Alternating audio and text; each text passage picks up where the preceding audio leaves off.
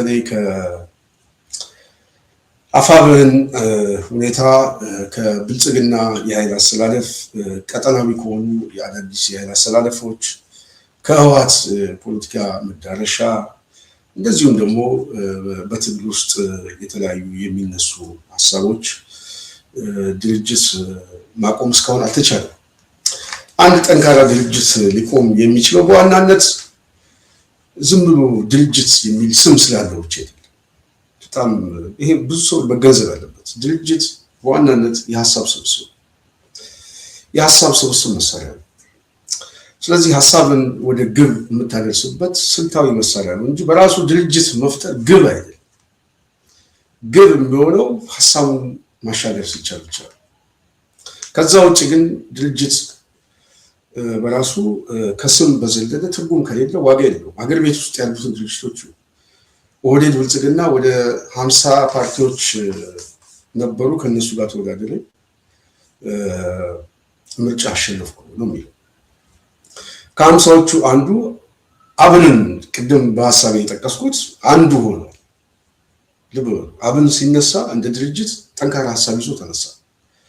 እንደ ድርጅት ሐሳቡ የሚያሰባስበው ብዙ ደጋፊ ሲይዝ የድርጅቱ ጥንካሬ የሚጀምረው ከሐሳቡ፣ ከዛ በኋላ ከተሰባሰቡት ሰዎች እና ያንን ሐሳብ ወደ ግብ ያደርሳሉ። ሐሳቡን ተቀብለው ሊያደርሱ የሚችል ያስተሳሰብና ጓዳዊ አንድነት የግድ ያስፈልጋል። ከድርጅት ጥንካሬ የሚነሳው ይሄ ነው። ከሐሳብ የሚነሳ የድርጅት ጥንካሬ ሲኖር በሐሳብ ትግባባለህ። በሐሳብ ስትግባባ የጋራ አጀንዳና የጋራ ውሳኔ ይኖራል።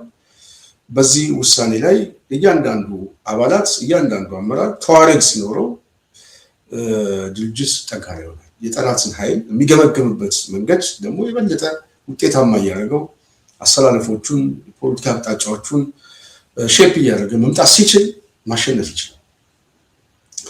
በራሱ ግን ዝም ብለህ ግብ ሳይኖርህ ህልም ብቻ ስሜት ብቻ ይዞ ድርጅት ውስጥ ብትገባ በድርጅት ውስጥ ከሐሳብህ የወጣ ወይም ደግሞ ካሰላለፍ ወይም ከተለያየ የጥቅም ከብዙ ሁኔታዎች ጓዳዊነት ከመጥፋት አኳያ ምናምን አንጃ ይፈጠራል። በአስተሳሰብ አልተገናኘህም። በብዙ ምክንያት ድርጅት ውስጥ አብረህ አትቆይም፣ ትንጠባጠባለህ። ድርጅት ይፈርሳል፣ አንጃ ይፈጠራል፣ ክፍል ይፈጠራል። እንደዚህ አይነት ትግሎች መጨረሻ ላይ ስሙን ብቻ ያስቀረውና አስተሳሰቡን ያፈርሰዋል፣ መዋቅሩን ያፈርሰዋል። መጨረሻ ላይ ስሙን ይዘህ ድርጅት ነኝ ትላለህ፣ ትርጉም የለውም። ቤቱን ይዘህ ቢሮን ይዘህ እኔ ድርጅት ነኝ ብትል አስተሳሰቡን ካፈረስከው ድርጅቱ ዋጋ የለውም፣ ባዶ ነው የሚሆነው። ትላንት ተጽዕኖ የሚፈጥሩ ሰዎች ዛሬ ባዶ ሆኖ ተንሳፈው መሬት ላይ ያሉ ሰዎችን ማየት ያስፈልጋል። ብዙ ሰዎች ግንቦት ሰባት የሚባለውን ማስቡ በኢትዮጵያ ፖለቲካ ላይ በጣም አደገኛ ነበር። የፖለቲካ ፕሮፓጋንዳው ጉልበት ነበር። መጨረሻ ላይ ግን ተንሳፎ እንደ ድርጅት ብቻ ሳይሆን ድርጅቱን የተሸከሙ ሰዎች መጨረሻ ላይ የተገኙት ሜዳ ላይ አሁን ፖለቲካ ስብዕናቸው ሞቷል። በዛ አስተሳሰብ ውስጥ የነበሩ አባሎችና ደጋፊዎች ሁሉ ተንጠባጥቦ ፈርሰዋል። አብን ውስጥ ስናየው በተመሳሳይ ማለት ነው። ስለዚህ ቅድም በሐሳቤ ያነሳሁት አንዱ ይሄ ነው። ድርጅቱን አፈርሰው ቢሮውን ብቻ ስለያዙ ስሙን ስለያዙ ማህተም ስለያዙ ድርጅት ነን አሉ። ግን ከህዝቡ ግን ወጥቷል። በአስተሳሰብ ወጡ፣ በመዋቅር ወጡ፣ በጓዳዊ ትስስርነታቸው ተበታተኑ። ስለዚህ በአስተሳሰብ ደረጃ ምናልባት ትክክለኛ መስመር ላይ ያሉ ሰዎች የት ነው ያሉት ብሎ ሰው ሲገመግም ትክክለኛ ሐሳቦች ምናልባት እስር ቤት ያሉ ሰዎች ላይ የሐሳብ ጉልበት አላቸው። ሁለተኛ ደግሞ የጠላትን ሁኔታ ማየት ያስፈልጋል። የጠላት ሁኔታ የሚባለው በኢትዮጵያ ፖለቲካ ላይ በዋናነት ጠላት ብሎ የሚበይን ነው ብያለሁ ያለው እሱ ከህገ መንግስት ጀምሮ ነው ጠላት የተባለው ማለት ነው። ጠላትና ወዳጅ አለ። ስለዚህ ጠላት የሚል ብያኔ ባለበት የፖለቲካ አውድ ላይ ኦህዴድ ጠላት ነው ብሎ ፈርጆ ዛሬ ጦርነት ውስጥ የገባ የማህበረሰብ ክፍል እየደቀቀ እንደሆነ ግልጽ ነው። ስለዚህ ይሄ ቡድን የሚታየው መነሻ ሐሳቡ ሳይሆን መዳረሻ ሐሳቡ ራሱ ይገመገማል። ሲገመገም ይሄ ቡድን ከምርጫ የሚመጣ ለውጥ አይቀበልም። ሁለተኛ ይሄ ቡድን ጥቅሞቹን ለማስጠበቅ የትኛውንም ኮስት የሚከፍል የትኛውን ያንን ለማድረግ ደግሞ አንድን ማህበረሰብ በጦርነት አጠፋዋለሁ ብሎ በከፍተኛ አውዳሚ በሆነ ችግር ውስጥ እንዳለን ግልጽ ነው። ስለዚህ ይሄ ድርጅት ውጤት አመጣለሁ ብሎ ሳይሆን ተለጥፌ ጥቅሜን አስጠብቃለሁ በማለት በዋናነት አብን ይቅርታ እዛ ውስጥ ያሉ 3-4 ሰዎች ከግል ጥቅማቸው አኳያ በዚህ የይስሙላ ምርጫ ውስጥ ተወዳድረው አሸንፈናል ማለታቸው ከድርጅት እሳቤ ከአንድ የፖለቲካ ማህበረሰብ እሳቤ የሚመጣ ፍላጎት ሳይሆን ከግል ፍላጎታቸው ይመጣል። ስለዚህ በአስተሳሰብ የፈረሰ ድርጅት መጨረሻው ተሸናፊ ሲሆን ተንበርካኪ ነው። ይሄ የሚያሳየው አጠቃላይ ፖለቲካ ግምገማቸው ማነስ ያሳያል። የትግሉን የሚቀበሉበት ትከሻ አልነበራቸውም ማለት ነው። በጣም አልነበራቸውም። ለዛ የበቁም አይደሉም ምናምን ብሎ ለሚገመግም ሰው ፐርፌክት ነው። በነገራችን አንዳንድ ሰዎች ዝም ብሎ ያው አደባባይ ላይ ሲታይ ፖለቲሻን የሚመስሏቸው ሰዎች አሉ። አይደለም፣ እንደዚህ አይነት ነገር አይደለም። እኔ ፖለቲከኛ ብዬ የምገመግመው ነገር የሚመለከት ሰው ነገር በደንብ የሚያሳይ ሰው ማለት ነው። እና ነገ ደግሞ ሆኖ በተግባር ማሳየት የሚችል ሰው በጣም በጣም ፐርፌክት የሆኑ ሰዎች ናቸው። እና እነዚህ አይነት ሰዎች አማራው የለውም ብዬ ነው የማምነው። የለውም። ሌላው አለው፣ ሌላው በደንብ አለው። በጣም 1001 ሰዎች አሏቸው። ነገን በደንብ ተንትነው አሰላለፋቸውን የሚጠቀሙ ተቃዋሚ እንኳን ሆኖ ስልታዊ የብልጽግና ደጋፊ የሚሆኑ አሉ። ለአብነት አሁን ኦቤን የሚባለው እዛ አካባቢ ያለ የፖለቲካ ሊቅ ነው። ሰሞኑን ብልጽግና ሲቀጠቀጥ ፖለቲካ ኪሳራ ሲደርስበት ወደ ተከላካይነት ነው የገባው። ተከላካይነት በተለይ ከዚህ ከሃይማኖት ጋር የተነሳ ምናምን እንትኖች ሁሉ ውሸት ነው ለማለት የሚሄድበት መንገድ ስናየው የአንዱ ቡድን ሲጠቃ አንዱ የተከላካይነት ሚና ይጫወታል። አማራው ላይ ስንመጣ የሚያጠቃው ራሱ ነው የሚያጠቃው። የራሱ የፖለቲካ ማህበረሰብ ያጠቃዋል። ብአዴን ያጠቃዋል። አብን የሚባለው ይመጣና ራሱ አማራውን ያጠቃዋል። እዛ አካባቢ ያለው ሊቅ መጣል እንደ አንድ የትግል ስልት አድርጎ ነው የሚያየው። ግን ራሱ ግን አያሸንፍም። አሸንፎ አይመጣም። ይሄ ሊቅ አሸንፎ እንዲመጣ ሜዳውን የሚያመቻቸው ለመጀመሪያው ተጫዋች ነው፣ ለአንደኛው ተጫዋች ነው። ስለዚህ ሜዳውን ሁሉ ለጠላት እየተጫወቱበት ያው መጨረሻ ላይ አማራውን በኪሳራ ያስቀሩታል ማለት ነው። ከዛ በኋላ ፍረጃ ውስጥ ነው የሚጀምረው። ስም መጠፋፋት ምናምን እንደዚህ አይነት የልጅነት ጮርቄነት የሆነ የፖለቲካ ባህል በጣም ስለማዝን ነው። ይሄ ነገር ግን መቀየር አለበት የሚል እምነት አለን። በዛ ሁኔታ ግን ሀሳቦችን ማቅረብ የምንፈልገው ከዚህ ሁኔታ ነው። ከዚህ ሁኔታ ስንነሳ የጽናት ቤተሰብ ቅድም በመነሻ እንዳነሳሁት በተለይ አሁን አፋብን የፖለቲካ መድረክ ላይ ጥሩ እንቅስቃሴዎች እንዳሉ ሁሉ ክፍተቶች አሉ፣ ደካማ ጎኖች አሉበት ብዬ በጣም ብዙ የሚገመግማቸው ነገሮች አሉ። አንዱ ከአመራር ድክመት፣ ከሁኔታ ትንተና፣ እንደዚሁም ከድርጅት ባህልና ጥንካሬ፣ ከአማራ የፖለቲካ ባህል እንደዚሁም ከደጋፊ አኳያ ብዙ አንዳንዴ መፈታት የሚገባቸውን ነገር በጣም ወደኋላ እየጎተቱ ማምጣቱ የመጨረሻ ውጤቱ ምንድን ነው የሚለው እንዲያስቡበት። ሰሞኑን መሳፍንት የሚናገረው እና የተናገረው አኳያ ከተናገረው ስንጀምር የመሳፍንት ንግግር በዋናነት ያው የተለያዩ አክተሮችና ፍላጎቶች ከጀርባ እንዳሉ ግልጽ ነው፣ ያሳያል። ይሄ ጉዳይ ግን አሁን ለምን ተፈጠረ? ምንድነው ችግሩ? በውስጥ በኩል የሚፈታ ጉዳይስ ለምን አልተፈታም? ድርጅት ውስጥ በዋናነት ድርጅት የሚያስፈልገው ለምንድን ነው ምናምን የሚለው መገምገም ደግሞ ውጤታማ ያደርጋል። ቅድም እንዳልኳችሁ አፋብን የተቋቋመው የአማራ የህልውና ችግር ለመፍታት ነው። ሌላ ወደ ሰማይ ቤት ሊወስደን አይደለም። የነፍስ ጉዳይ ነው፣ የስጋ ጉዳይ እንጂ የነፍስ ጉዳይ አይደለም። ስለዚህ የአማራውን የህልውና ችግር ምንድን ነው ብሎ የሚገመግም ድርጅት ለህልውና ፈተና የሆነበትን ነገር አውጥቶ ወደ ሜዳ እስከገባ ድረስ የህልውናው ችግር የሚፈታበት ሁኔታን ብቻ ነው የሚያመቻቸው። ለዛ ደግሞ አስፈላጊ የሚያደርገው ምንድነው? ድርጅታዊ የሆነ የጋራ ነገሮችን ማንበብ፣ መወሰን፣ በእያንዳንዱ ጉዳይ ላይ ግልጸኝነት ደግሞ ያስፈልጋል። ለማን ለደጋፊው ፖለቲካሊ ደጋፊው ማለት ነው ለሊቁ ይሄ ጥሩ ነው ለድርጅት ጥንካሬ ማለት ነው እያንዳንዱ ነገር ሰው ብጅታ ውስጥ እንዳይገባ ሌላ የፖለቲካ ሰጣገባ ውስጥ እንዳይገባ ፍረጃ ውስጥ እንዳይገባ መጓተት ውስጥ እንዳይገባ ራሱ አባላቱና ደጋፊውም እዛ ውስጥ ክፍልና አንጃ ውስጥ እንዳይገባ እያጣሩ መምጣት ግልጽ ነው ማለት ነው አንዱ ትልቁ ችግር ነው የማስበው በተለይ አሁን ኦህዴድ በከፍተኛ ደረጃ ድንጋጤ ውስጥ ገብቷል ለምንድን ነው የደነገጠው የሚለው ግልጽ ነው ተጋጋሚ ጊዜ የምናመጣላችሁ ህዝቡም የሚያውቀው ፖለቲካዊ ቀውሱ ቅብልነት ማጣት የምርጫ ሁኔታ የዓለም አቀፍ ውጥረት አሁን ደግሞ አዳዲስ የጦርነት መልኮች ማንጃበቡ በተለይ አሊያንስ አዳዲስ ኃይሎች ሜዳው ላይ ለመምጣት መዘጋጀታቸው የበለጠ አስደንግጦት ውቃቤው ተነስቶበት እየለፈለፈ ይሄ ባለበት ሁኔታ ብዙ የሴራ ትንተና ሊሰራ እንደሚችል መገንዘብ ያስፈልጋል ባለፈው ፕሮግራሜ ላይ አንድ ነገር ጠቅሼ ነበር የምታስታውሱ ከሆነ ሶስት ነገር ነው የጠቀስኩት አስታውሳለሁ አንደኛው ከምርጫው በኋላ ኦህዴድ በቀጥታ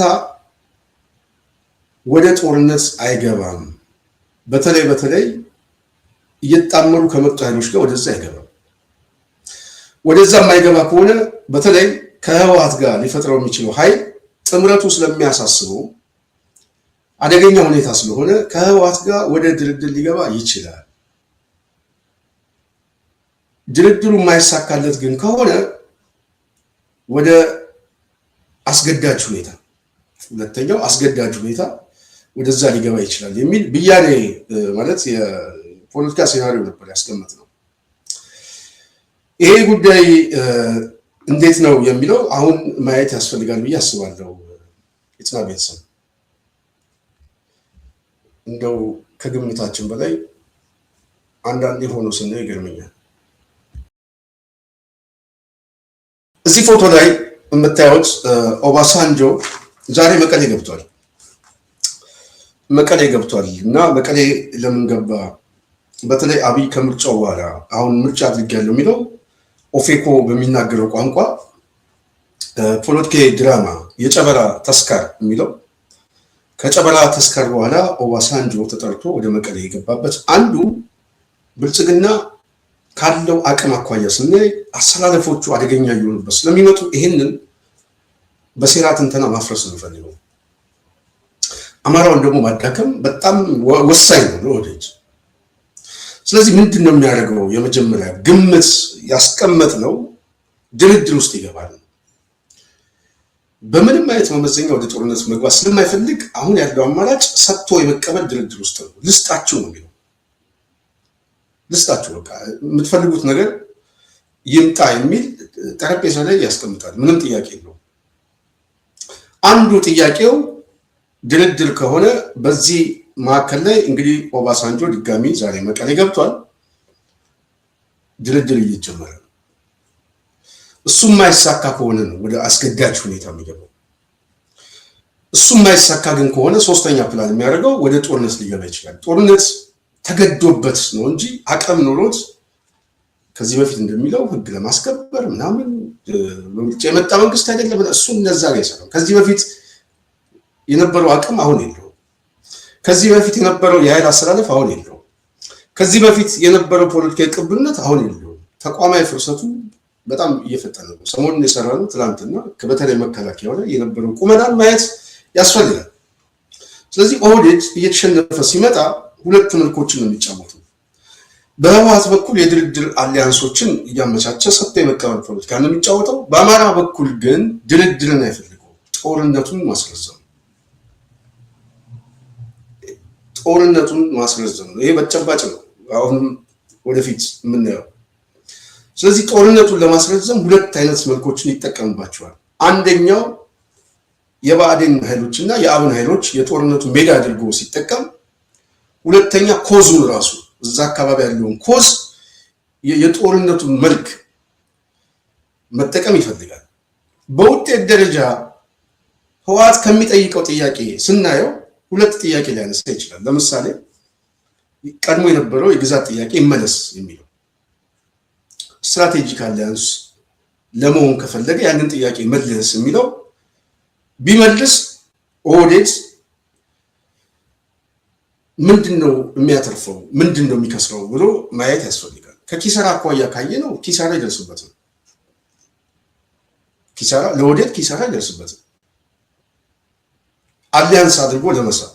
ምክንያቱም ይሄንን እንኳን ባመቻች ቢያንስ ይሄ አሁን እየተፈጠረ ያለው አሰላለፍን እበትነዋለሁ ብሎ ሊያስብ ይችላል። ከሌላ ቀጠናዊ ከሆኑ ትስስሮች ጋር ያለው ሁኔታ መልኩን ሊቀይረው ይችላል። አማራ ውስጥ ያለውን ፖለቲካ የበለጠ በትንበት ይችላል ካሰላለፍ አኳያ ብሎ ከገመገመ ይገመግማል። ምንም ጥያቄ ስላለው የለውም። እስከዛ ድረስ እሄዳለሁ ሊል ይችላል። እዛ ድረስ እሄዳለሁ ሲል መጨረሻ ላይ ደግሞ ችግር ውስጥ የሚገባው ይሄንን ተስፋ አድርጎ ኦህዴድን ተስፋ አድርጎ በዚህ ጉዳይ ላይማ ደፍሮ አይገባም ምናምን ብሎ የሚያስብ የፖለቲካ ሊቅ ወይም ደግሞ እችኛዋን እስካገኘው ድረስ የጠላቴ ጠላት ወዳጄ የሚል አሰላለፍ መጨረሻ ላይ ራሱን ሊያከስረው ይችላል። የሚገባው ወደ ውጊያ ወደ ውጊያ እንኳን ልግባ ቢል የአማራውን ዩኒቲ በትኖት መጀመሪያ ስለጠበቀው በዛ ሂደት ውስጥ እንኳን ላልፍ ቢል ተከፋፍሎ ነው የሚያገኘው። አሰላለፉን ይበትነዋል። በጣም አደገኛ ቅርቃር ውስጥ ይገባል።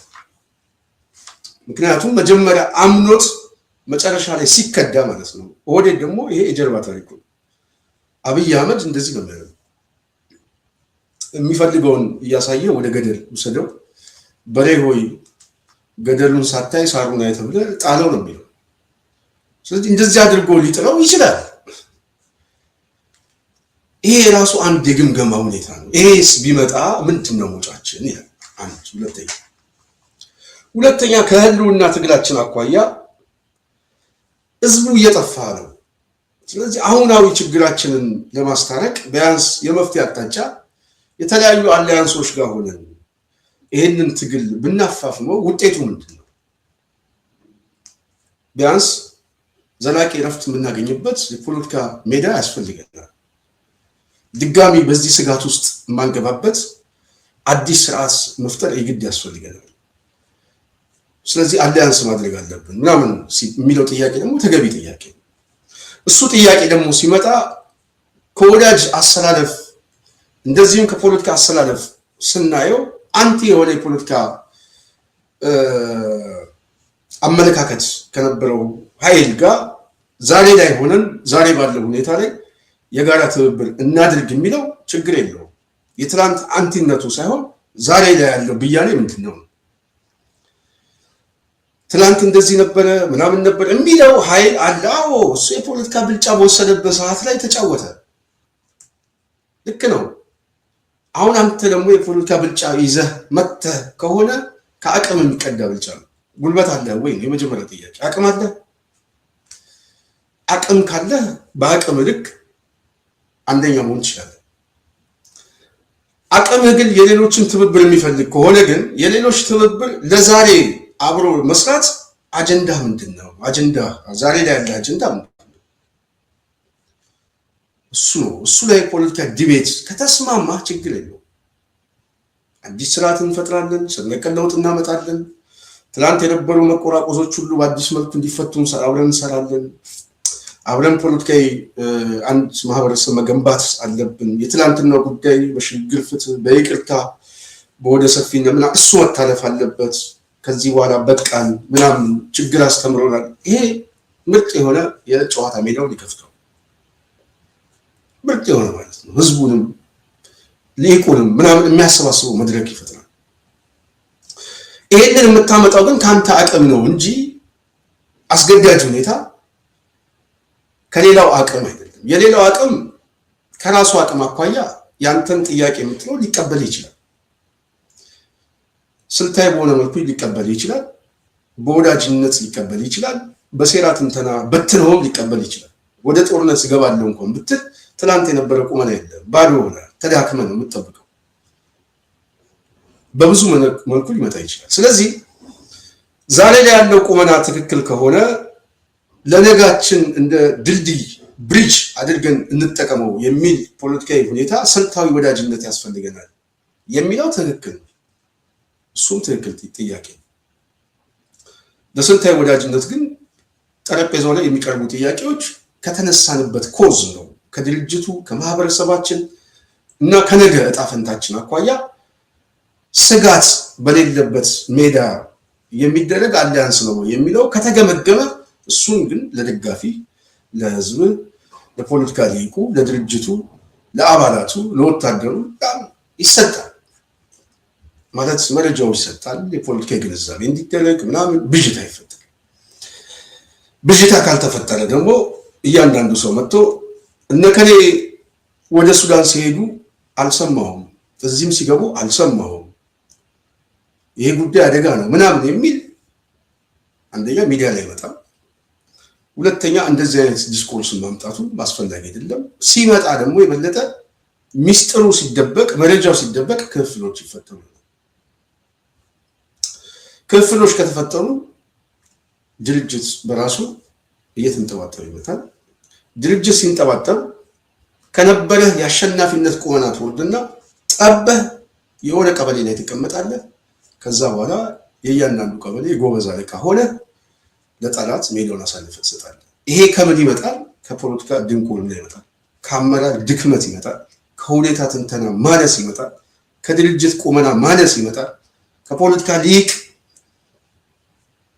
ሁኔታውን ከማንበብ የሚመጣ ጉድለት የመጨረሻ ኪሳራው በዜሮ ደምሮ መቀመጥ ይሆናል ማለት ነው ስለዚህ ይሄ ሁሉ ኪሳራ እንዳይመጣ ሁኔታዎች መገምገም አለባቸው ብለን እኛ የዛሬ ዓመት ነው ስንጨቀጭቅ የነበረው መቀበል አለመቀበል ሜዳ ላይ ላሉ ሰዎች ነው ምን ተው ሁኔታ መገምገም አለበት የሚለው ግን ትክክለኛ ጥያቄ ነው ሁኔታው ከተገመገመ መረጃ ወደ ህዝብ መምጣት አለበት የሚለው ደግሞ ትክክለኛ ጥያቄ ነው ስለዚህ እኔ ይሄንን ሐሳብ ያመጣሁት ትላንት ይመስለኛል አርበኛ መሳፍንት አንድ ነገር ሲናገር ሰማሁ የተናገረበት ሁኔታ አላቀም የሚለው ንግግሩ ሚዲያ ላይ ከሚገልጸው ይልቅ አርበኛው ይሄንን ጉዳይ በድርጅት ባህል ቀጥታ ለነሱ ያሳውቃቸው ጥሩ ነው ትልቁ ባህላችን አንዱ ይሄ ሁሉም ሰው ሚዲያ ያለው ሶሻል ሚዲያ ያለው ምናምን ፌስቡክ ቲክቶክ አለው ምናምን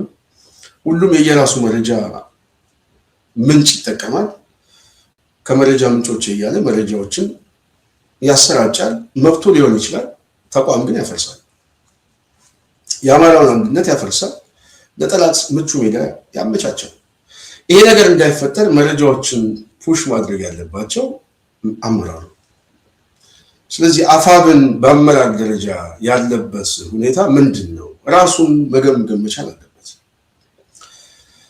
አንዳንድ ሰዎች ብዙ የሚያነሱት ጥያቄ ቢኖር እንኳን የጥያቄው አግባብነትና ትክክለኛነት አንዳንድ ጊዜ ህዝቡ ኮንፊውዝድ ካደረገ በጣም አስቸጋሪ ሊቁን ካደናገረ አሊያንስ ማድረጉ አይደለም ዋናው ችግር መረጃዎቹ ምንድናቸው ብሎ ለሚጠይቅ ሰው መረጃውን መስጠት ካልቻለ ሰው በሌላ መልኩ በብዙ መልኩ ትንታኔ ይሰጥበታል ዛሬ ኦባሳንጆ መቀሌ ሲገባ ማን የላከው እኮ አብይ አህመድ ሌላ እኮ አይደለም ሁለተኛ ህወሓት ካለው ጉልበት አኳያ ስናየው የዓለም አቀፍ ማህበረሰብ ተጽዕኖ አማራው አለው ይሄ ሁሉ 3 ዓመት ሙሉ ጦርነት ባለበት ሰዓት በዚህ ጦርነት ጉዳይ ላይ የዓለም አቀፍ ኮሚቴው ባህር ዳር ላይ ሄዶ አማጺው የነጻነት ታገው ባለበት አካባቢ ቀጠና ሄዶ በዚህ ጉዳይ ላይ በተደጋጋሚ ጊዜ ትኩረት የሰጠበት ሁኔታ አለ የለም ስለዚህ ይሄ ለምን መጣ ብሎ እኮ አንድ የሚገመግም ሰው ግልጽ ነው ከራሱ የፖለቲካ ባህል የሚመጣ ችግሮች እንደሆኑ ግልጽ ነው ሁለተኛ አገዛዙ ከሚፈጥረው ትርክቶች ሁሉ ጊዜ አቀም የለውም የሚለው ገዢ ሐሳብ ያደረጉ ስለሚመጡ እሱ እንደማሳየ ይተከማል እኛ አካባቢ ያለው ሊቅ ደግሞ ይሄንን ጉዳይ አስቆጭቶት አሰባስቦት ትልቅ የሆነ ጉልበት ከመፍጠር ይልቅ የመጓተቱን ስፋት እየጨመረው ሲመጣ የትኩረት ማነሱ በተመሳሳይ ስለዚህ ይሄ ጉዳይ የሚያሳስበው ቅድም በመግቢያ እንዳልኩት የድርጅት ጥንካሬን ሊፈጠር የሚችለው አንዱ ከመረጃ ሁለተኛ ከተነሳበት ኮዝ፣ ሶስተኛ ከጓዳዊ ትስስርነት፣ አራተኛ ከፖለቲካ ማህበረሰቡ ቅብሉነት እና አጠቃላይ ያለውን የልሂቁን አስተሳሰብ ከግምት ያስገባ ትግሎችን፣ አሊያንሶችን፣ አቅጣጫዎችን ማሳየት የግድ ያስፈልጋል። ብዥታ ውስጥ ሰው እንዳይገባ። ለአብነት አሁን እኔ እንደ ምሳሌ የማነሳው ከአንዳንድ ኃይሎች ጋር ጥምረት መፍጠሩ ብቻ ሳይሆን መዳረሻችን ምንድን፣ ግባችን ምንድን? ግባችን እሱ አሁን እኔ በጣም ያሳስበኛል። ግባችን ለውጥ ነው ድርድር ነው የሚለው በጣም የሚያሳስበኝ፣ በግል ያሳስበኛል። ለምሳሌ አንድ አመራር ሲናገር የሰማሁት ለጊዜው ልቶ ጥምረት ከምንፈጥርባቸው ኃይሎች ጋር በተለይ ከአማራ ክልል ውጪ ካሉ ኃይሎች ጋር ነገ ጠዋት በድርድርና በውይይት እንፈተዋለን ሲል ሰምቼዋለሁ። በድርድርና በውይይት ይሄ በጣም አደገኛ ጉዳይ ነው። አደገኛ አስተሳሰብ ነው። አደገኛ የሆነ በትግሉ ላይ ቁስለት የሚፈጠር ጉዳይ ነው። የምንፈታው በዘላቂ ለውጥ ነው እንጂ የምንፈታው በድርድር አይደለም። ዘላቂ ለውጥ ሊመጣ የሚችለው በዘላቂ ሰላም ሊያመጣ በሚችል ስር ነቀል ለውጥ ነው። በጥገናዊ ለውጥ ውስጥ የምናመጣው አስተሳሰብ ከሆነ ትግሉን ይስተዋል፣ መስዋዕትነቱን ይስተዋል፣ አጠቃላይ የማህበረሰቡን ቅቡልነት ነገ ጠዋትም አደጋ ውስጥ ይከተዋል፣ የበለጠ የጠላት መጫወቻ ያደርገዋል። ስለዚህ መዳረሻ ግባችን ሁሉንም የሚያስማማ የስር ነቀል ለውጥ መዳረሻ ነው የያዝነው። እሱ አንዱ መከራከሪያ ጉዳይ ነው። ነገ ጠዋት ግን ከክልሉ ውጪ ስትል ክልሉን፣ ፌዴራሊዝሙን፣ አጠቃላይ አሁን ያለው ሁኔታ ተቀብዬ ነው ከሌሎች አካባቢ ጋር ያሉ በሌሎች አካባቢ ያሉ የማህበረሰብ ክፍል ግን በድርድርና በውይይት ፈተዋለሁ ስትለው የጥገናዊ ለውጥ ባለቤት ሆነ ምናልባትም ሌላ የተራዘመ ትግል ውስጥ ደግሞ ሊከተል ነው ማለት ነው። በህልውና ትግል ውስጥ ሌላ የህልውና ጉዳይ ሆነ በትግሉ እየመጣ ነው ማለት ነው። ይሄ በጣም አደጋ ነው። ይሄ አመለካከት ደግሞ ካለ እንደዚህ አይነት አመለካከት ግልጽ መንገድ ነው። መዳረሻችን ይሄ የምንታገለው ለዚህ ነው። ጥገናዊ ለውጥ ይሄን አሰላለፍ የግድ በቃ ይሄንን ተቀብለ መምጣት ነው። ስልታዊ ከሆነ ደግሞ ለስልታዊ አሊያንስ ስትራቴጂ ግብህ ላይ እክል በሆነበት አመለካከት ላይ አሊያንስ አትፈጥር። አሊያንስ የማትፈጥር ከሆነ እሱ ተገዶ ወደ አንተ የሚመጣበትን ሁኔታ ነው የምታመቻቸው። ምን ጉልበት መፍጠር፣ ከራስ ጉልበት የሚመጣ ጉልበት መፍጠር። ይህንን ማድረግ ይቻላል? አዎ ይቻላል። ሌላው ለምሳሌ ህወሓትን ነው አብይ አህመድ አዲስ አበባ ላይ የሾመውን ሰው ኩዴታ አድርጎ 2011 12 ላይ የነበረውን አስተዳደር ሲመልሰው ፖለቲካሊ አሸንፎት ነው የመጣው። አማራ ክልል ላይ ወደ ጦርነት አብይ አህመድ የገባው ትጥቅ ላስፈታ ብሎ ነው። ትጥቅ ላስፈታ ብሎ ሰራዊት ሲያዘምትበት 2012 ላይ የመጣው አስተዳደር ግን ኦባሳንጆን ይላከው። ኦባሳንጆን ነው መሳሪያ ይላከው። ኦባሳንጆን ይላከው። አየህ ፖለቲካሊ አሸነፈ። አንተ ጋር ደግሞ ሲመጣ ግን አበባው ታደሰን ነው የሚልክልህ። ሰራዊት ይዞ ነው የሚልከው። ለምን? የአቅም ማነስ አለ፣ የሁኔታ ግምገማዎች አሉ፣ የዓለም አቀፍ ትኩረት ማነስ አለ። እንደዚሁም የተለያየ የፖለቲካ አመለካከት ያለው ሊቅ ነው፣ የሚጓተት ነው ምናምን። ስለዚህ ራሱን በራሱ ስለሚበላ እሱን አልደራደርም፣ ቀስ እያልኩኝ በጦርነት እያዳከምኩት እያሰለቸውት ማህበረሰቡን እየሰለቸ መሰረተ ልማቱን እያደምኩኝ የምገድለውን ስገድል ያው ከዓላማው አኳያ ነው የሚመስለው። ይሄ የሚያስቆጭ ከሆነ አንድ ትልቅ ዩኒቲ መፍጠር ድርጅት ዋናው የሚያስፈልገው ለዚህ። ስለዚህ ይሄንን ቡድን ለማሸነፍ ስልታዊ ሳይሆን ስትራቴጂክ የሆኑ አሊያንሶች ያስፈልገዋል። የመጀመሪያው ጉልበት ግን ከራስ የሚመጣ ትልቅ ቁመና መፍጠር ነው። ትልቅ ቁመና ስትፈጥር፣ አንድ የፖለቲካ ማህበረሰብ ስትፈጥር፣ ሌላው ኃይል አንተ ሊገዳደር በማይችል ሁኔታ ሲሆን ሰጥቶ መቀበል ውስጥ ይገባል። በነገ እጣ ፈንታ ላይ የአንበሳውን ድርሻ ትጫወታል። ይሄ አንድ ጉዳይ። ሁለተኛው ጉዳይ ይሄኛውን ኃይል በተለይ ኦህዴድን ደግሞ የያዙ ሰዎች ከግል ፍላጎትና ጥቅሙ አኳያ ስለሚያሰላው አሁን የያዝነውን ይዘን ማስጠበቅ የምንችለው ከአዲስ አበባ ኃይል ጋር ነው ብሎ የሚለጠፈው ከራሱ ጥቅም አኳያ ነው እንጂ አዲስ አበባ ላይ ካለው ከተበተነው አማራ አስተሳሰብ የሚነሳ አይደለም። እሱን ይገፋውና አሁን ያዝኩት የሆነች ጎመን የምተክልበት እንትን አለች፣ በቃ እቺን ስትራቴጂክ አሊያንስ መፍጠር እንፈልገው ከዚህ ጥቅሜ ነው ይለዋል። ኦኬ እሺ፣ እንደ ማህበረሰብ እንደ ፖለቲካ መዳረሻ ግን ምናምን ስናየው የሌላውስ ዘላቂ ሰላም፣ የሌላውስ ጥቅም፣ የሌላው ማህበረሰብስ የተበተነውስ ምንድን ነው? ነገ ጠዋት እጣ ፈንታው ምንድን ነው? አይ እሱን ስትሰራ እሱን ነው ወዳጅ የምታደርገው፣ የእሱንም ጥያቄ አብረን የምታቅፈው። እሱ ግን አያቅፎ እዛው ሰፈሩ ላይ ያለውን ብቻ ሜዳ ይዞ ሌሎች አካባቢ ላይ ያለውን ጥያቄ ይነጥለውና ከራሱ አካባቢ ፍላጎት ይነሳና ስልታዊ ወዳጅ ብሎ ኦህዴድ ጋር ይላጥፋል። ኦህዴድ ግን ለስልታዊ ወዳጅነት ነው የሚፈልገው። ግቡ እንደዛ ነው ስንል አይደለም። ግቡ አይደለም። ግቡ መጨረሻ ላይ ሁለቱንም መብላት ነው። ሁለቱንም ለመብላት ግን ለሁለቱም የተለያዩ የሴራ ትንተናዎችን ይጠቀማል።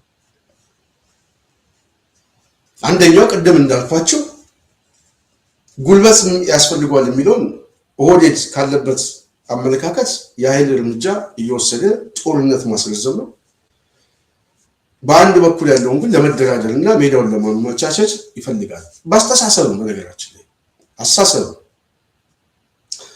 በአስተሳሰብም ህወሓትን እንገምግመው ደግሞ ስንል ደግሞ ህወሓት በአስተሳሰብ የስር ነቀል ለውጥ ባለቤት መሆን አይፈልግም። ኦህዴድ አዲስ አበባ ላይ ያለው አገዛዝ በዋናነት ጠላት ነው ብሎ ነው የሚበይነው እንጂ መዋቅራዊና አስተሳሰባዊ ጠላት የለበትም።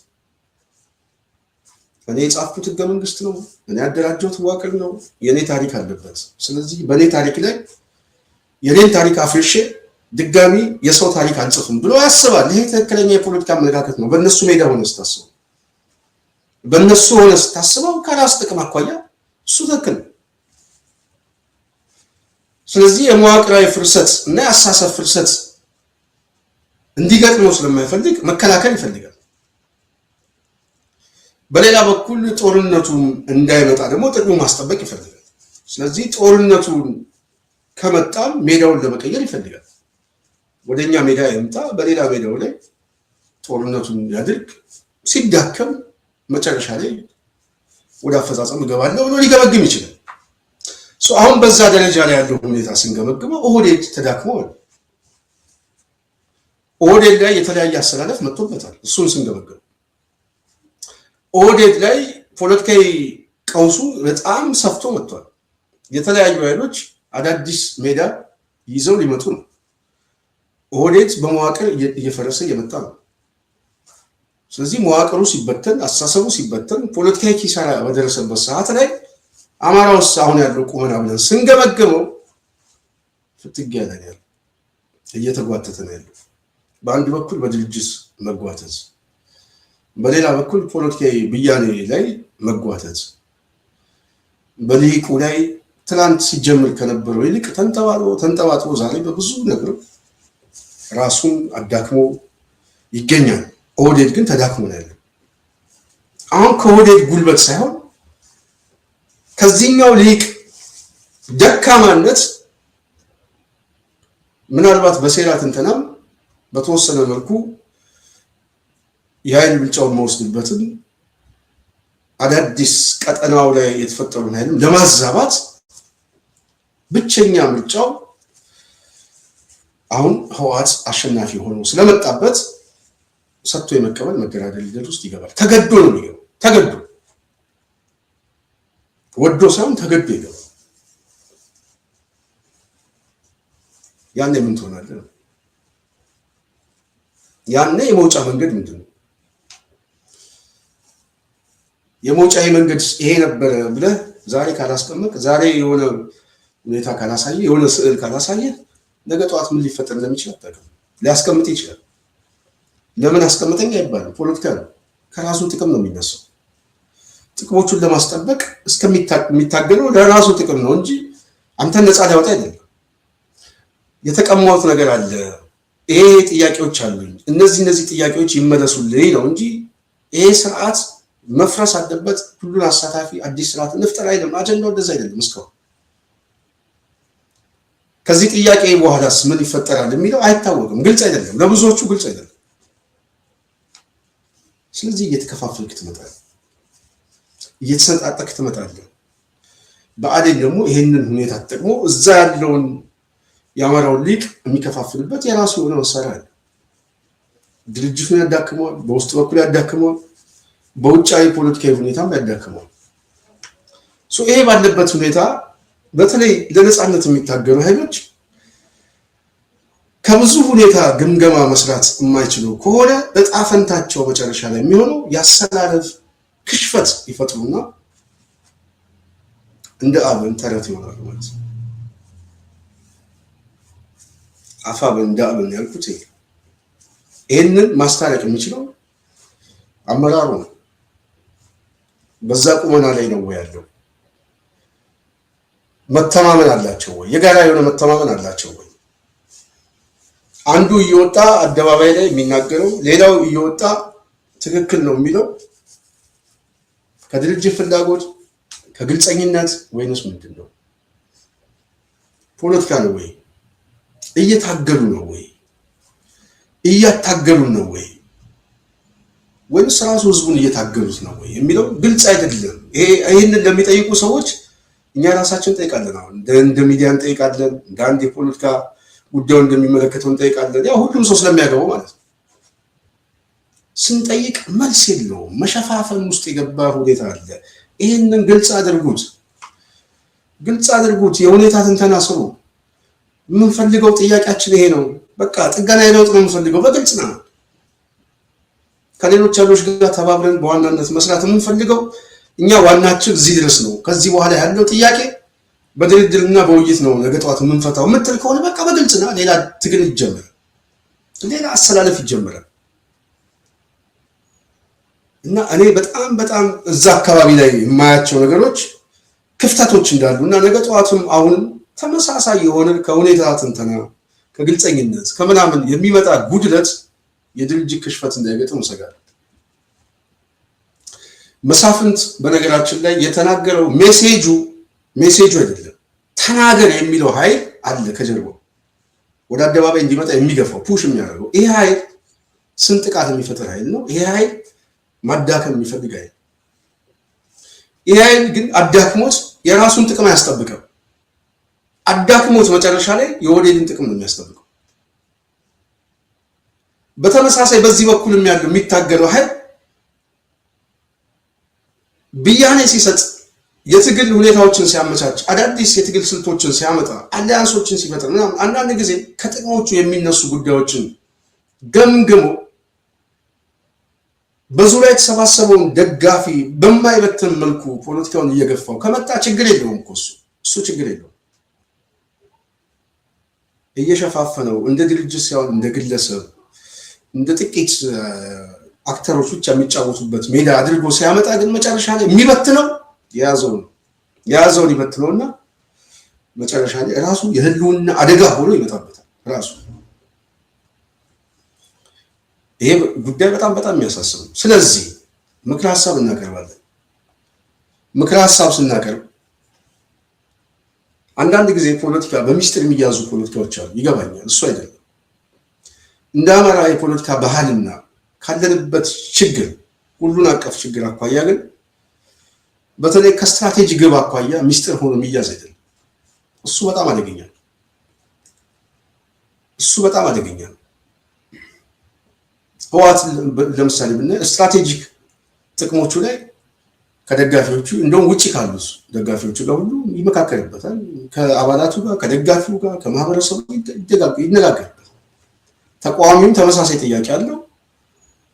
ቢያንስ ስትራቴጂ ጉዳዮች ላይ አማራው ስትራቴጂ ጉዳይ ላይ ከሊቁ ጋር ተነጋገር፣ አቅጣጫ ሰጥ፣ አትደባብቀው። በተለይ ትግል ላይ ያላቸው ሰዎች ብዥታ ውስጥ አንግባ፣ ሌሎችም አይግቡ።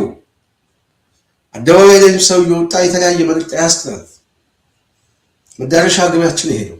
ከሌሎች ጋር አሊያንስ የምንፈጥረው በዘላቂ ለውጥ ላይ ነው። ቢያንስ በሀገር አንድነት ጉዳይ ላይ ሁሉ መስማማት አለብን። ነገ ጠዋት ዕጣ ፈንታው ምንድን ነው? አንዳንድ ኃይሎች ለምሳሌ አዲስ አበባን የሚፈልገው ለመገንጠል የሚፈልግ አለ። ወልቃይትን የሚፈልገው ለመገንጠል የሚፈልግ ኃይል አለ። እሱን አጥርታ መምጣት አንድ። በሌላ በኩል ደግሞ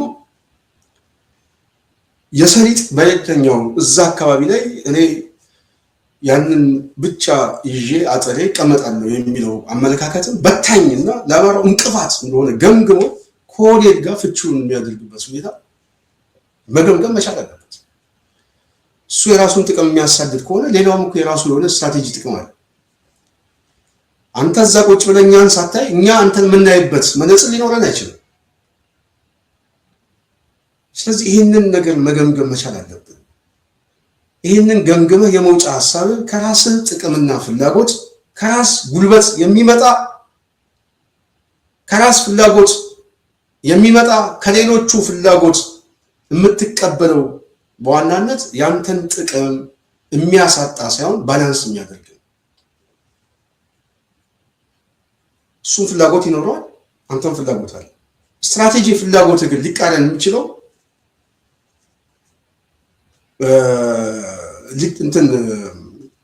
ነገ ጠዋት ሌላ የግጭት መልክ ሌላ የማህበረሰባዊ ስንጥቃት የፖለቲካ ድርጅትን የሚያፈርስ ከሆነ በዛ ጉዳይ ላይ አደጋ ስለሆነ ነገሩን ማሰብ መቻል አለብን።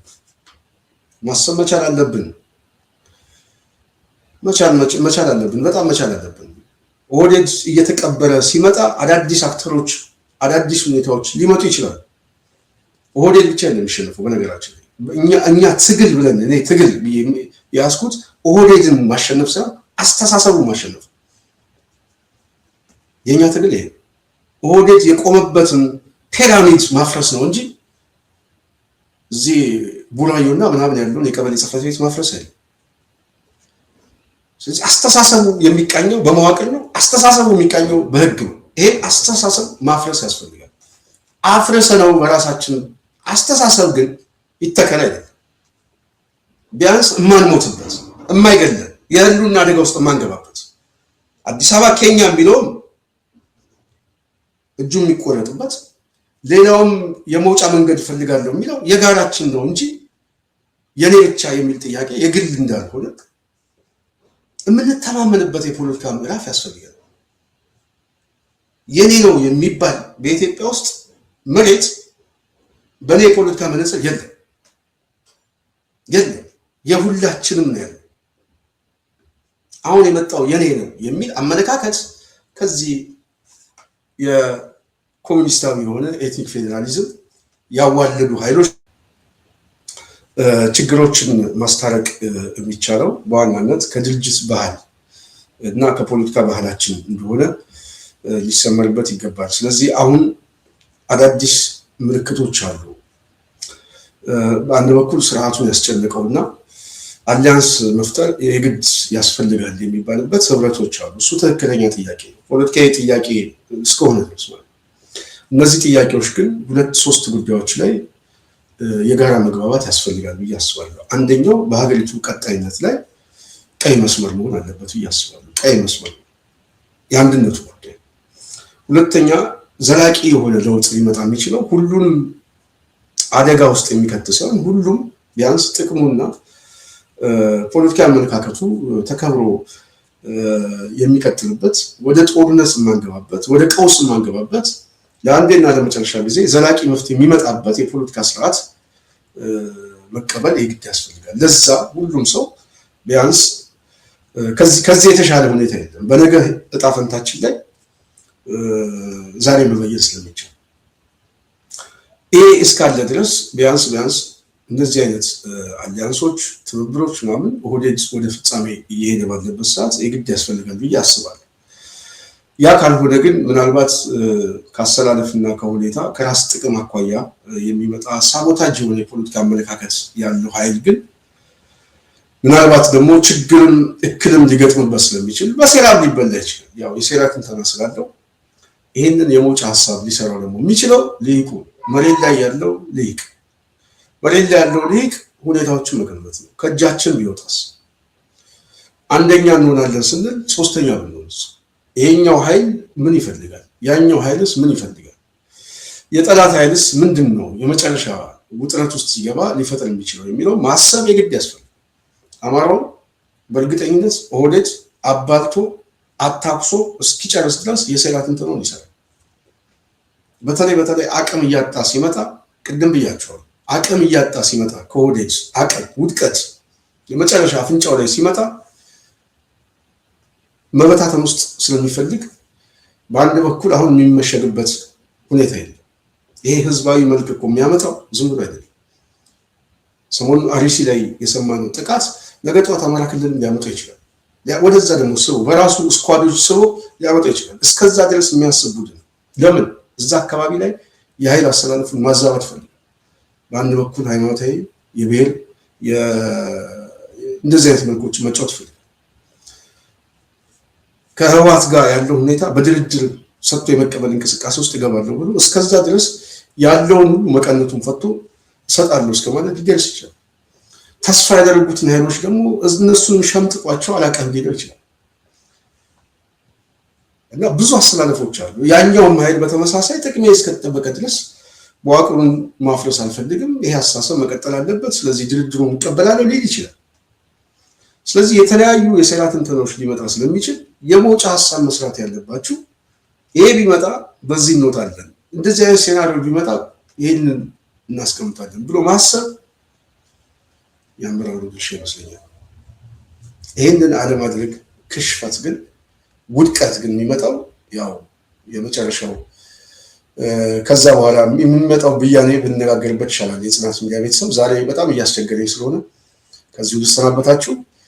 ቅድም ፕሮግራማችን ላይ የተቆራረጠበት መንፈስ ሀሳባችን ሳንጠቀልል ድጋሚ ሌላ ሀሳብ ይዘን የመጣ ነው። አሁንም ችግር ሲገጥመን ደግሞ ሌላ የሀሳብ መቆራረጥ ሲመጣ አድማጭ ተመልካቾቻችን ጥሩ ውይይት አናደርግምና ከዚህ ጋር በተገናኘ በደንብ ያልገለጽኳቸውን ሀሳቦች ምናልባትም አንዳንድ ጥያቄዎች ያሏችሁ ላኩልን፣ በኢሜል በዋትሳፕ ላኩልን። ሀሳቦችን አጠናክረው ወደ እናንተ እናመጣለን። ስለነበረን ቆይታ እናመሰግናለን። አድማጭ ተመልካቾቻችን በጣም ይቅርታ እንጠይቃለን። ዛሬ ቀኑ ጥሩ አይደለም። በዚህ ልሰናበት። ሙሉ ፕሮግራም ያዘጋጀሁት እኔ ስንታየው ጨቆነኝ።